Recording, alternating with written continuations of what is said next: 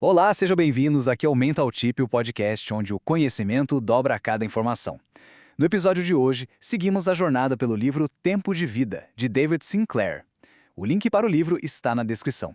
Se esse conteúdo agregar algo para você, considere compartilhar com um colega. Vamos direto ao que interessa.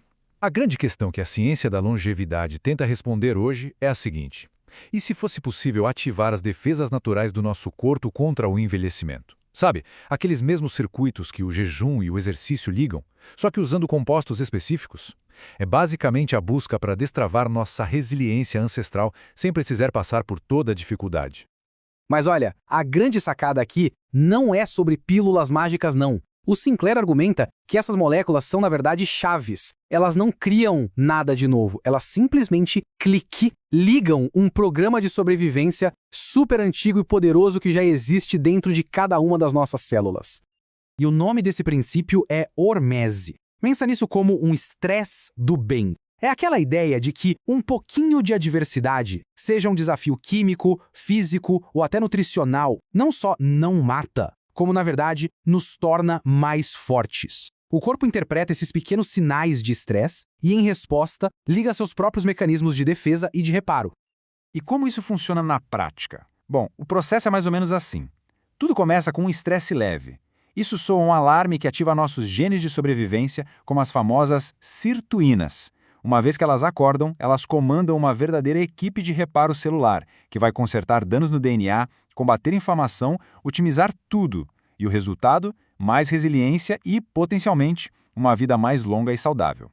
Vamos então para o nosso primeiro grande exemplo. Uma molécula que ficou super famosa por causa daquela história do vinho tinto, o resveratrol. O trabalho do David Sinclair foi fundamental para mostrar o papel dele como um ativador direto das sirtuínas, que são tipo as guardiões da nossa longevidade. O resveratrol que a gente acha na casca da uva basicamente engana o corpo. Ele faz o corpo pensar que está num período de escassez de comida e isso força a ativação das sirtuínas. Mas atenção, tem um ponto crucial aqui. Para funcionar, ele precisa de combustível, uma molécula chamada NAD+. Guarda bem essa informação, porque ela vai ser super importante mais para frente. É muito importante a gente manter a perspectiva, né? Como o próprio Sinclair faz questão de dizer, apesar dos estudos em animais, de leveduras a ratinhos, terem mostrado resultados bem impressionantes, a pesquisa em humanos ainda está acontecendo. A gente está bem na fronteira da ciência aqui, então cautela é fundamental. Agora, além das moléculas que a gente encontra na natureza, a ciência descobriu uns gigantes da longevidade num lugar bem inesperado, a farmácia. Metformina e rapamicina são remédios já conhecidos que, para surpresa de muita gente, mostraram ter efeitos poderosíssimos para promover a longevidade em vários estudos. E elas funcionam de jeitos bem diferentes, o que é muito interessante. A metformina, usada para diabetes, age como um recalibrador metabólico. Ela melhora como o corpo usa energia lá na via AMPK, que é tipo o sensor de combustível da célula. Já a rapamicina, um imunossupressor, funciona como um pedal de freio para o crescimento, na via mTOR, sabe? Ela dá uma segurada na proliferação exagerada de células. Ou seja, são duas ferramentas diferentes com um objetivo em comum.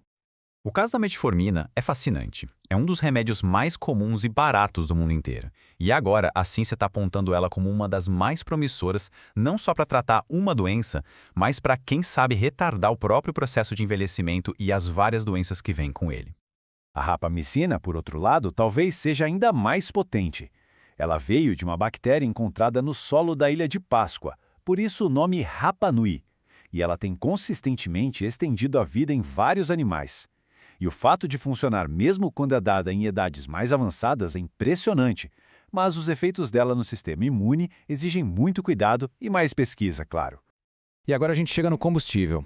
Lembra que eu falei que o resveratrol e as sirtuínas precisam de energia? Pois é, essa energia é um NAD+. O grande problema é que os nossos níveis de NAD+, caem, e caem muito com a idade. Isso acaba deixando a nossa equipe de reparo sem gasolina para trabalhar. A história aqui é bem clara e, vamos dizer, um pouco preocupante. Na juventude, nossos tanques de NAD+, estão cheios. Chegou na meia-idade, eles caem para metade. E na velhice, os níveis são só uma fraçãozinha do que um dia foram. Essa queda é um dos principais motivos pelos quais nossas defesas contra o envelhecimento vão ficando mais fracas. Mas a boa notícia é que a ciência parece ter encontrado uma solução. Em vez de suplementar o NAD+ direto, que é uma molécula meio instável, a gente pode fornecer os tijolinhos que formam ele, os precursores. Os dois mais estudados são o NMN e o NR.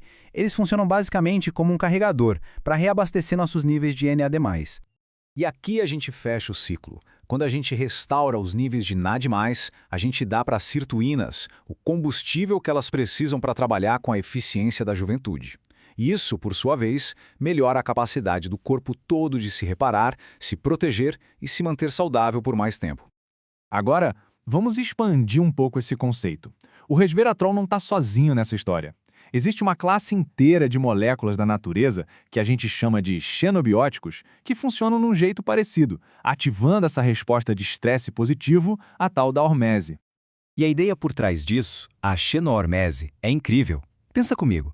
Plantas que sobrevivem a condições extremas, tipo seca ou muito sol, produzem compostos de defesa. Aí quando a gente come essas plantas, o nosso corpo interpreta esses compostos como um sinal de alerta e ativa as nossas próprias defesas. É como se a gente estivesse pegando emprestado o programa de sobrevivência da planta para nos deixar mais fortes. E essa frase do David Sinclair resume perfeitamente a filosofia toda por trás dessa análise. O objetivo não é mimar o corpo, é desafiar o corpo de forma inteligente, forçar o corpo a sobreviver melhor e, com isso, viver mais. É uma verdadeira mudança de paradigma. Então, o ponto mais importante de tudo isso é o seguinte: essas moléculas são ferramentas muito poderosas, mas elas não são uma desculpa para a gente ignorar um estilo de vida saudável. Muito pelo contrário, a combinação de jejum, exercícios, exposição ao frio com esses compostos parece ser a estratégia mais eficaz. É como se ativasse múltiplos caminhos da longevidade que trabalham juntos para um efeito ainda maior. Isso tudo nos deixa com uma pergunta para refletir. Se a gente está só começando a entender como usar essas moléculas para acessar nossa programação de sobrevivência mais profunda, qual é o verdadeiro potencial da nossa longevidade e, mais importante ainda, do nosso tempo de vida com saúde? Onde será que está o limite? Na nossa próxima análise, vamos explorar as técnicas que já conseguiram reverter o envelhecimento em animais, reprogramando células para um estado jovem. O que antes era ficção científica está se tornando realidade no laboratório. Este episódio foi gerado com apoio de inteligência artificial e adaptado especialmente para você no Mental Chip. Para uma compreensão melhor, a leitura da obra, disponível no link da descrição, é recomendada. Mental Chip, onde o conhecimento dobra a cada informação.